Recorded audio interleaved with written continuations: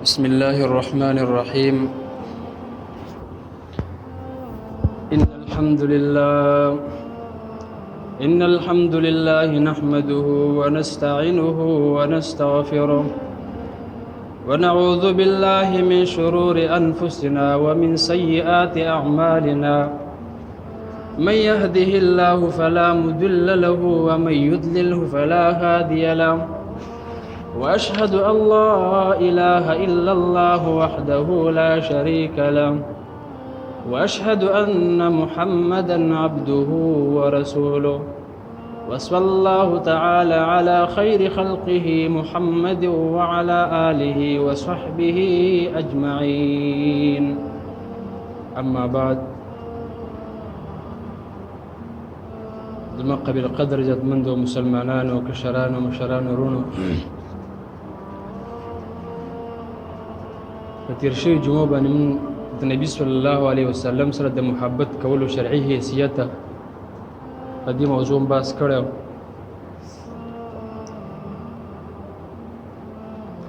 نننۍ زموږ موضوع د نبی صلی الله علیه وسلم د محبت علامات، لکه څرنګه چې د هر څیز دپاره علامات دي چې هغه څیز پې پېژندلی کېږي، همدغرنګه د نبی صلی الله علیه وسلم د محبت ډېر علامات دي چې په هغې سره دغه انسان پېژندلی کېږي. د هغې به یو څو نمونې، یو څو علامات دا ذکر کړو د دې وخت مطابق. اول علامت د نبی صلی الله علیه وسلم د مینې او د محبت هغه دا ده چې د الله سبحانه وتعالی د پیغمبر په ملګرتوب باندې سخته خوشحالي ښکاره کول. اگر که چې د هغې سره به ملګرتوب کولو کې سخت کړاوونه، تکلیفونه او مشکلات دا به وي، سره د هغې نه د نبي صلی الله علیه وسلم سره په ملګرتوب کولو باندې خوشحالېدل. د دې ډېر مثالونه دي، خو یو مثال دوه به درته ووایم. امام بخاری رحمه الله روایت نقل کړی دی، د عایشې رضی الله عنها نقل کوي. هغه فرمایي موږ د ابوبکر صدیق رضی الله عنه سره کور کې ناست وو، چې ویل چې نبي علیه الصلاة وسلام راغلی دی، او په داسې وخت کې نبي علیه السلام راغلی لکه داسې وخت کې به مخکې به نه راتلو، چې بیا ټیمه وخت کې نبي علیه السلام راغی.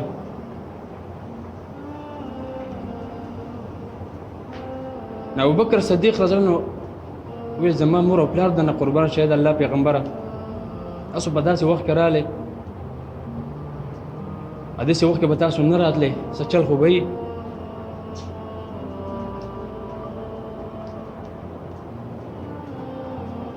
نبی صلی الله علیه وسلم اجازت وغوښته، نبی علیه الصلاة وسلام ته اجازه ورکړی شوه. نبی علیه السلام راننوت. نبی صلی الله علیه وسلم ابوبکر صدیق رضی الله عنه ته ویل چې دا خپل خوانه دا خلک لرې که، او زه تا سره خبره کوم. ابوبکر صدیق رضی الله عنه ته ویل د الله رسوله دا ستا اهل دی، خبره کوه، څه خبره ده؟ نبی صلی الله علیه وسلم ته وفرمیل چې الله سبحانه وتعالی ما ته حکم کړی د هجرت کولو، چې هجرت وکړه.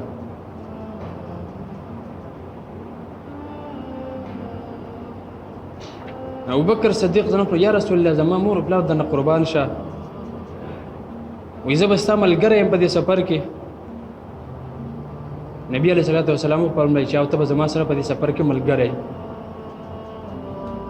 عایشه رضی الله عنها فرمایي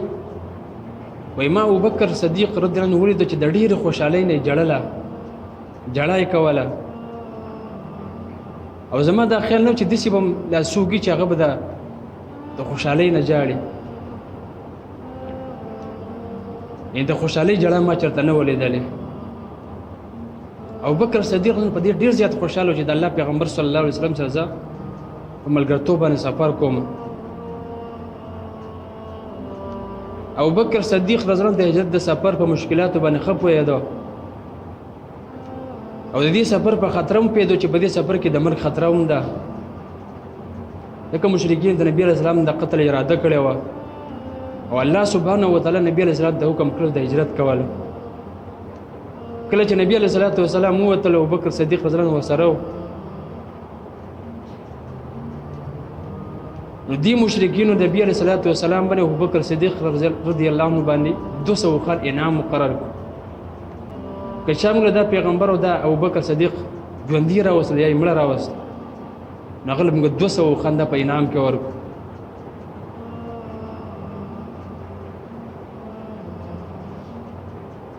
سره د دې خطرې نه ابوبکر صدیق رضی الله عنه هر مشکل ته تیار شو د نبی علیہ الصلوۃ والسلام سره. هر خطرې هیر کړه. هم دغه رنګ چې مدینه ته د نبی علیہ الصلوۃ والسلام د هجرت خبر را ورسېد چې نبی علیہ السلام را روان دي او مدینه کې چې کم انصار او صحابه کرام رضوان الله علیهم اجمعین او هر سحر را وتل د نبی علیہ السلام په انتظار کې بنا سو چې الله پیغمبر را روان دي. چې کله به ګرمي سخته شوله څه طاقت به نه کېده نو بیا به کور ته لاړه تر دې چې نبی علیہ الصلوۃ والسلام مدینې ته راورسېدو. د مدینې چې کم انصار ډېر سخت خوشحاله شو په نبی علیہ السلام باندې د نبی علیہ السلام پر راتلو باندې. د نبی علیہ الصلوۃ والسلام په خوشحالۍ باندې ماشومان اشعار ویل د الله پیغمبر راغلی دی. دغه یو بل حدیث په صحیح بخاری کې براء بن عازب رضی الله عنه فرمایي فما رأيت أهل المدينة فرحوا بشيء فرحهم برسول الله صلى الله عليه وسلم. وما د مدینه والا ولیدل چې په هیڅ شي دومره زیات نو خوشاله څومره چې د نبی علیہ الصلوۃ والسلام پر راتلو باندې خوشاله شو چې د الله پیغمبر مدینه ته راغی. د نبی صلی الله علیه وسلم د مرګ نه وروسته به د هغې د سنتو سره ملګرتوب کې په دې به سخته خوشحالي مناوې. یعنی یو سړي د نبي صلی الله علیه وسلم د سنتو طریقو سره ملګرتوب کول او که په هغې کې ورته هر قسمه مشکلات او تکلیفونه او خفګانونه دا ورته رسېږي په هغې شکر ویستل د الله حمد او ثنا ویل دې ته محبت ویلی کېږي. چې د مینې د نبي علیه الصلوۃ والسلام سره یو لوی علامه ده د الله پیغمبر صلی الله علیه وسلم سره مینه کوي هغې ته پر هر څه قرباني کول. دغه د نبی صلی الله علیه وسلم د محبت بل علامه غدا ده چې د نبی صلی الله علیه وسلم د ملګرتوب او د هغې د لیدلو ارمان کول او دغه نعمت په هر نعمت باندې اوچت ګڼل او د هغې په جدایي باندې خفګان کول. لکه داسې حالت د صحابه کرامو چې د نبی علیه الصلوۃ والسلام فراق باندې به چې نبی علیه السلام چې جدا شو نو یادو به هغې به خفګان کول جړا به یې کوله. چې کله به کور کې ناستو صحابه کرام نبی علیه السلام ورته ریاد شو چې ته یو مجلس کې به نه و یا چېرته په سفر و نبی علیه السلام به چېرته سفر باندې تللی و نبی علیه السلام به ترې لرې و خفه به و د الله پیغمبر نشته دی. لکه امام طبراني رحمه الله روایت نقل کړی دی عایشه رضی الله عنها فرمایي یو صحابي نبی علیه الصلوۃ والسلام ته راغی ورته ویل یا رسول الله بېشکه ته ما ته د خپل ځان او د خپلو بچو نه د هر څه نه زیات محبوب یې ما ته ډېر ګران د الله پیغمبره زما ستان هر څه قربان. وایي زه په کور کې ناست یم چې ته راته رایاد شي زما صبر نه کېږي تر څو چې مې ته لیدلی نه یې تر دې چې زه راشم او تا ته وګورم زما تسلي وشي. ما خپل مرګ او ستا مرګ رایاد کو چې زه به مفات کېږم تاسو مفات کېږئ زه پوه شم چې کله موږ جنت ته داخل شو نو ته به د جنت په اوچتو درجو کې په اعلی مقاماتو کې زه خو ستاسو نه ډېر لرې یم زه به تاسو سره ملګری نه یم په دې جنت کې او زه ویرېږم که زه جنت ته داخل شم تا لره به ونه وینم. نبي صلی الله علیه وسلم ورته جواب ورنکړو تر دې چې الله سبحانه وتعالی جبرائیل علیه السلام راولېږله او دا آیت کریمه نازل کو ومن یطع الله والرسول فاولئک مع الذین انعم الله عليهم من النبيين والصديقين والشهداء والصالحين. یعنی چا چې د الله او دغه رسول تابعداري وکړه پس دغه کسان به د انبیا او صدیقین او د شهدا او ملګری.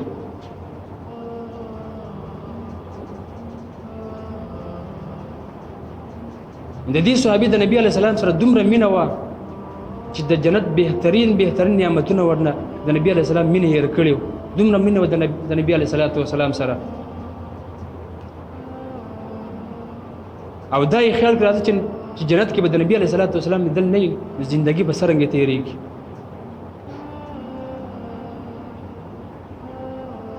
همدغه رنګه یو بل روایت کې راغلی دی په صحیح مسلم کې حدیث دی ربیعه بن کعب رضی الله عنه فرمایي وایي زه د نبي علیه السلام سره شپه وم ما نبي علیه السلام نه د اودس اوبه راوړې ما ته نبي علیه السلام ویل سل وایي څه سوال وکړه د الله نه الله سبحانه وتعالی به ستا دعا قبوله کړي نو فقلت ما ویل اسألک مرافقتک فی الجنه د الله نبي وایي زه دا غواړم چې الله سبحانه وتعالی تا ما سره په جنت کې یو ځای کړي ستا ملګرتوب غواړم په جنت کې چې په جنت کې زه ستا سره ملګری شم نو قال نبی علیه السلام وفرمایل او غیر ذلک نور څه وغواړه نور څه مطالبه وکړه نور څه غواړې نو قلت وی هو ذاک د الله پیغمبر بس دغه مطالبه مې ده چې په جنت کې ستا ملګری شم نبی علیه السلام ورته وفرمایل فاعني علی نفسک بکثرة السجود یعنی به زما امداد په خپل نفس باندې په ډیرو سجدو سره وکړه یعنی الله سبحانه وتعالی ته ډیرې سجدې ولګوه یعنی فرض موږ خدا خو بکې 15 وخت او د دین علاوه نفلي عبادت ډیر کوه الله ته سجدې ډیرې لګوه انت ما سره په جنت کې ملګری شې زه به رب العالمین دعا غواړم او ته ډیرې سجدې کوه پس ما سره په جنت کې ملګری شې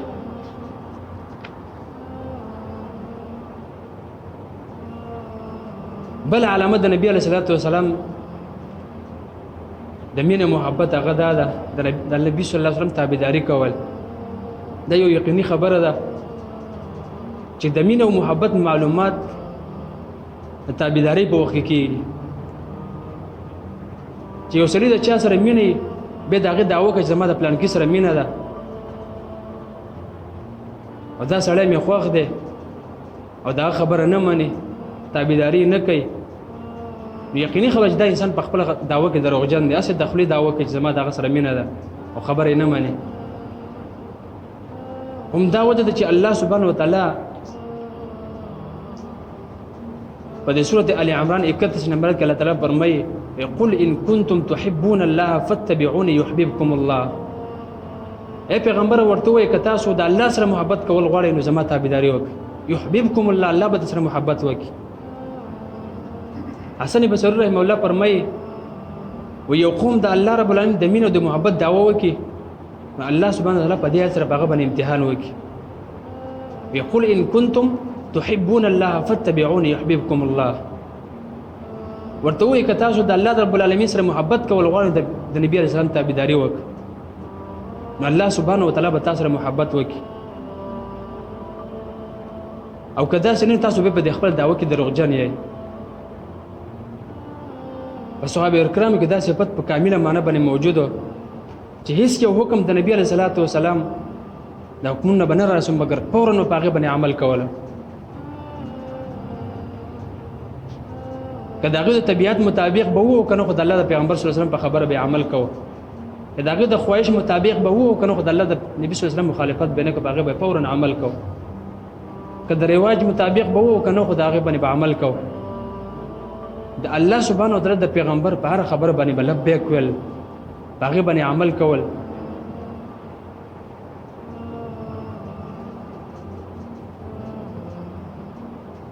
لکه نبی علیه الصلاۃ والسلام باندې چې کله حکم د تحویل د قبله راغی نبی علیه الصلاۃ والسلام ته حکم وکړ چې قبله بدله شو بیت المقدس نه بوس مسجد حرام طرف ته تاسو قبله شو هغه طرف ته مخ کوي نبی علیه الصلاۃ والسلام ته چې کله دا حکم رااله فورا په مانځ کې وګرځیدل صحابه کرام هم سره وګرځیدل په دې کې څه چور نه کړي دا ولې دا څه چل وشو دا کیسه پکې نه وي فورا د نبی علیه الصلاۃ والسلام په خبره باندې عمل وکړ د الله پیغمبر تاسو شو موږ سيو نبی علیه الصلاۃ والسلام سره تاسو شو صحیح بخاری کې حدیث دی عبد الله بن عمر رضی الله فرمایي وکړه چې تحویل قبله حکم نازل شو وی قبه ورته الزهره پر دغه خبر نه ورسېدله ان دغه وخت لا څوک نو خبره چې دا قبله بدله شوی د چوس بکابه ته مخ کوي دغه وخت څه ټلیفون نو یا څه جهاز نو یا څه موټر نه وي چې فورا دغه د ځان ورس چې لکه قبله بدله شوې ده. چاته د سحر په وخت کې خبر رسیدلې، چاته د ماسپخین په وخت کې، چاته د مازیګر په وخت کې، چاته د ماښام په وخت کې، چاته د ماسخوتن په وخت کې خبر رسیدلې چې قبله بدله شوې ده. په مونځ کې تاو شوې دي، دا الله حکم دی. نو قبه ورته د سحر پورې د دې خبر نو چې قبله بدله شوې ده. د سحر په مونځ کې یو سړی د قبه ولا په دې خوا تېرېدو، هغوی په مونځ ولاړو بیت المقدس سره د هغوی مخ و. ورته اواز یې ورته وکړو چې بېګاله په نبي علیه صلات وسلام باندې قرآن نازل شوی دی او هغې کې ورته حکم شوی چې کعبې ته وګرځئ. هغوی د نبي علیه صلات وسلام د تابعدارۍ د وجې نه فوراً په مونځ کې را وګرځېدل، بیت المسجد حرام طرف ته یې مخ. دغه رنګې په صحیح بخاري کې یو بل حدیث دی، دا یو مثال درته وایم. کله چې الله سبحانه وتعالی د خر د غوښې حرمت چې کله نازل شو چې د خر غوښه خوړل حرام دي، کله چې دا حکم نازل شو، ابو طلحه رضی الله عنه اعلان وکړ بان الله ورسوله ينهيانكم عن اللحوم الحمر فانها رجس. بشک الله او دغه رسول صلی الله علیه وسلم تاسو له د کورونو د خرو د غوښې د خوړلو الله منع کړی تاسو. الله او دغه رسول تاسو دینه منع کړی چې دا کم کورنی خرید د غوښه بنه خوري. تیار ډکه کټوي په خپل شوی پرتی وي چې کله د الله حکم راغی، د الله د پیغمبر حکم راغی، فورا هغه ډکه کټوي هغه واړولې. همدغه نګل چې رب العالمین ترم د شرابو د حرمت حکم نازل شو چې شراب حرام شو، نو کله چې صحابه کرام دا حکم راورسېده نو فورا په هغه باندې عمل وکړو چې کم شرابو کټوي هغه ټوله واړولې چې د مدینه د کوڅو کې دا وبهېدلې. همدغه نبی صلی الله علیه وسلم په مونځ باندې ولاړو، صحابه کرام ورپسې ولاړو، مونځ یې کو. نبی علیه الصلاه والسلام په مانځه کې خپل پیزار ویستل، خپل پړې ویستلې. صحابه کرام وروسته ولاړو، خپل پیزار ویستل. د نبی اسلام تابعداري په وجه باندې د الله پیغمبر پیزار چې موږ مو وباسو. وکړه چې نبی علیه الصلاه والسلام سلام وګرځاو، تاسو کو تاسو خپل پیزار ویست. د الله رسول تاسو پیزار ویستل، موږ ویستله. نبی صلی الله علیه وسلم متو پر ماته جبرائیل علیه السلام حکم وکړ چې تاسو په بیزار کې ګندګي د مازه کويست. دومره پورې هغه د نبی اسلام تابعداري کوله چې نبی اسلام بیزار وبس هغه مباسي.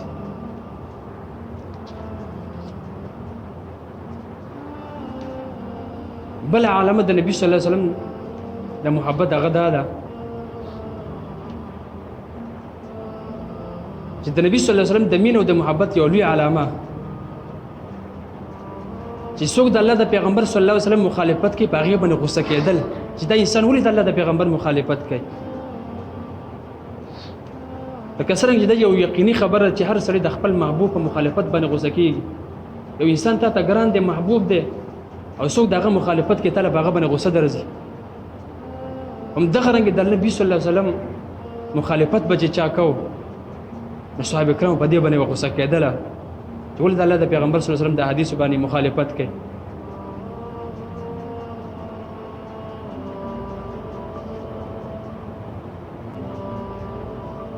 لکه امام مسلم رحمه الله روایت نقل کړی دی، ابو داود کې د ترمذی کې د روایت ذکر دی. یو ورځ د عبد الله بن عمر رضی الله عنه د نبی صلی الله علیه وسلم دا حدیث بیان کو، ولا تمنعوا اماء الله مساجد الله. وی تاسو د الله بندګانې د الله د وینځي د زنانه د الله د کورونه مه بندوئ، پرې چې دې مونځ وکړي. د عبد الله بن عمر زلن زوی بلال رحمه الله د عمر بن خطاب زلن نسوی دی. هغه چې قسم په الله یوزه به منه کوم بندوم به وی ځکه وی دا د پیدنو دور دی او د حد نه زیاتې پیدنې پیدا کیږي. لکه نن سبا خلک وایي چې د زنانه جمعه ته راشم دینه پیدنه پیدا کیږي، او چرته هم چا دا ونه چې د زنانه مارکیټ ته لاړه دینه پیدنه پیدا نه شوله، او د الله کور ته وی راځي دینه پیدنه پیدا کیږي. عبد الله بن عمر هغه ډېر سخت خبرې وته وکړې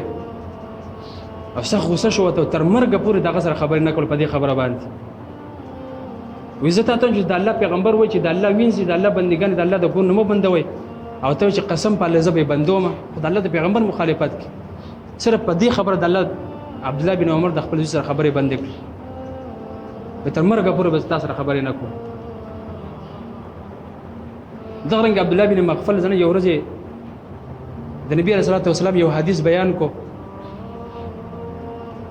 اول چې دا کانی وګته کې مرغ دې سمو والے په دې باندې نسو ښکار کول شي سخکار په وجل شي نه په سره دښمن وجل شي چالو په سترګو ولې چالو په غاغ مات کې چاته تکلیف ورسوي د سیمه کوي هغه نه منه کې د خپل خپلوان د دې پوجا باندې هغه د خپل خپلوان سره خبري خدمت کوي زاسو د الله د پیغمبر حدیث او متاز دغه مخالفت کوي دومره پورې د الله د پیغمبر صلی الله علیه وسلم چا مخالفت کو تاغه به غوسه کېدل خبرې به سره تعلق به سره پرې خو دغه سره هم دغه رنګ عبد الله بن عباس یو ورځ د نبی صلی الله علیه وسلم یو حکم بیان کو چې هغه د حج په ورځ کې عمره کړې ده ان د حج ورځ په آی کې عمره کړې ده نو چا وځل چې ابوبکر عمر خو باندې مخالفت کو د دین او منع کوله او ته چې د حج په ورځ کې عمره کړې ده ناغه ته چې قریب نږدې ده چې پتا سو باندې اسمان نه کاني راووريږي وزه تاسو چې نبی صلی الله علیه وسلم قول پېښ کوم د الله د پیغمبر خبره کوم ته چې ابوبکر او عمر رضی الله عنهما داسې منع کړې ده د الله د پیغمبر خبره کوم قول پېښ کوم ته د ابوبکر او عمر خبره کی دغه رنګ بل علامه د نبی صلی الله علیه وسلم سره د محبت کولو هغه ده دا هم یو واضح حقیقت دی چې هر محب د خپل محبوب د میشن تایید کوي او د هغې په لاره باندې رواني د هغې هره طریقه ورته د ټولو طریقو نه بهتره ښکاري او د هغې په لاره باندې تګ ورته د ټولو لارو نه بهتر ښکاري او په دې لاره باندې ورته سر او مال قرباني کول دا ورته هېڅ نه ښکاري هر څه ورته قرباني کوي همدغه رنګې صحابه کرامو عادت او طریقه دا وه چې د الله په دین او د نبی صلی الله علیه وسلم په طریقو باندې ځان او د مال هر قسمه قرباني ته تیار وو دا قرباني ورکوله لکه انس بن نضر رضی الله عنه مشهوره واقعه ده بار بار به تاسو دا اورېدلې چې د بدر غزا نه عذر په وجه باندې غایب شوی نه و دا د اسلام اولنی جنگ د بدر غزا د مسلمانانو او د کافرانو ترمنځ دی په دغه غزا کې نه و دې په دې باندې ډېر سخت پوه چې ولې ګور د اسلام اولنی غزا و زه په دې کې شریک نه وم وکه الله سبحانه وتعالی داسې بله موقع بیا راوصلنو الله ته به ما ویني زه څه کوم همدغه رنګې دغه موقع په کوم وخت کې راله چې کله د جنګ احد جنګ شروع شو چې کله دې په هغې کې شریک کړی شو او دشمن دې منځ ته ور ودانګله او اواز یې وکړو چې د سعد بن ابي وقاص رضی الله عنه ورته وویله چې انس ودا سکه هغه ورته چې ما د احد د غره نه ما د جنت خوشبوې راځي پروي دا د دشمن په میانس کې دومره زخمونه هغه ته ورسېدل په دې کې چې هغه چا پیژندل نه چې دا څوک وای دا هغه خور به چې کم دی هغه د ګوتر بندون نه پیژندل چې دا زما ورور دومره پورې هغه د الله د پیغمبر د پاره د الله د پیغمبر د طریقو د پاره د دین اسلام د پاره به قرباني ورکولې دته مینه محبت ویل کېږي الله سبحانه وتعالى متاسف بين عمل التوفيق لك وصلى الله تعالى خير خلق محمد وعلى اله وصحبه اجمعين برحمتك يا ارحم الراحمين.